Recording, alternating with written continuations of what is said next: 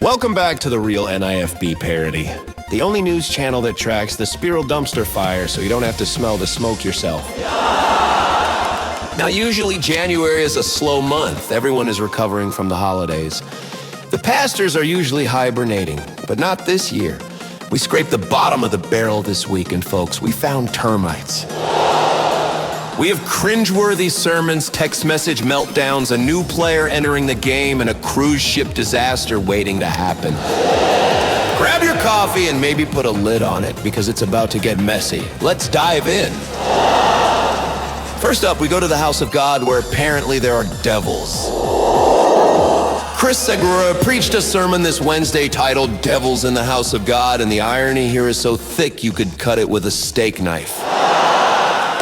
Remember, this is the same Chris Segura who inflicted lethal levels of secondhand embarrassment on the entire movement when he tried to mock Steven Anderson's son Isaac for being a bodybuilder. He literally puffed up his chest and squeaked out, "Hercules, Hercules!"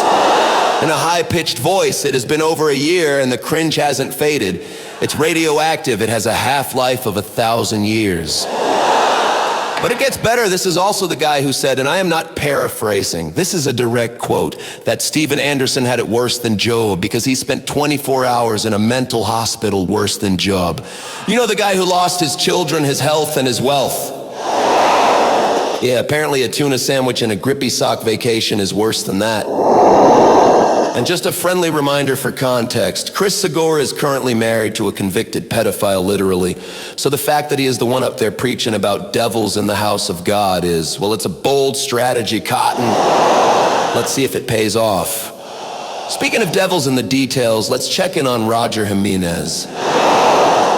Usually Roger plays the role of the cool, calm, and collected one. He's the guy who tries to look normal while everyone else is screaming, but right now, he is losing his absolute mind over a blog post. The Baptist Bee, more on them in a second, recently published an article titled "The Predator in the Pulpit." It resurfaces allegations from 22 by Stephanie Lowen, who claims Roger groomed her when she was 11 years old and he was 15. Now, instead of ignoring this like he usually does with haters, Roger decided to handle this with the emotional maturity of a moody teenager. He personally text messaged the author, Keith Rivas, demanding he delete the internet. In this exchange, Roger calls the blogger a terrorist and a reprobate. But the chef's kiss, according to Rivas, Roger dismissed the grooming allegations as just a math problem.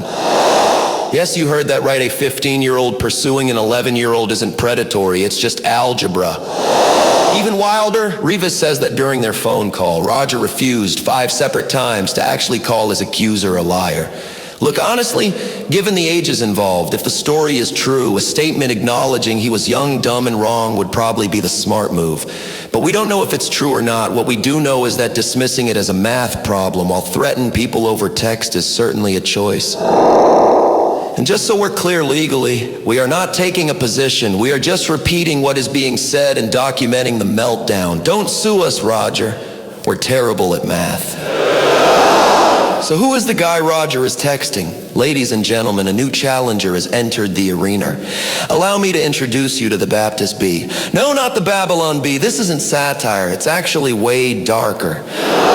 This is a new blog run by Keith Rivas, another former NIFB member who seems to have decided that quietly leaving is for cowards. He just dropped 4 massive articles that are basically a State of the Union address on why the movement is collapsing.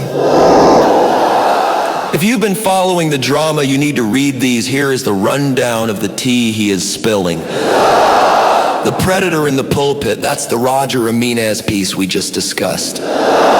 The dumbass south of Dallas, he drops a nuke on Jonathan Shelley, arguing he's basically a squatter at Steadfast Baptist with zero biblical authority after the Donnie Romero Vegas hooker debacle. The cancer of Oklahoma City, he targets Dylan Oz, calling him a yes man whose famous rage is now being weaponized against any Christian who doesn't support domestic abuse. And then the facade of false flag fundamentalism. And this one is my favorite. Why? Because it mentions us, Rivas shouts out the moment someone wink wink called the psych ward on Steven Anderson, marking it as the moment the church realized their leader had lost his marbles. It's rare to see someone putting names to faces and organizing the timeline like this. We've linked all 4 articles below. Keith, welcome to the resistance. We saved you a seat. And finally, while Roger is fighting for his life in text messages, and Keith is dropping manifestos, where is the leader of the movement? Where is the husband of Susanna? He's in Barbados taking selfies. Steven Anderson posted this photo from a cruise stop, claiming they got 24 people saved. But can we talk about the kid? That is the smile of a hostage. Blink twice if you need rescuing, kiddo. It is genuinely fascinating to watch. Remember Kevin, Steven's golden calf? He literally got smote doing this exact same thing, cruises and soul winning. And yet here is Steven doubling down on the Titanic 2.0 strategy. It reminds me of that sermon he preached mocking someone, where he looked up and said, "Oh, I'm sorry, God. Seeing it happen to other people didn't make me stop. You're gonna have to punish me personally." Well, Steven, be careful what you pray for. I don't know if you can afford God punishing you personally again. I'm not sure the movement or your sanity can survive it if it keeps happening.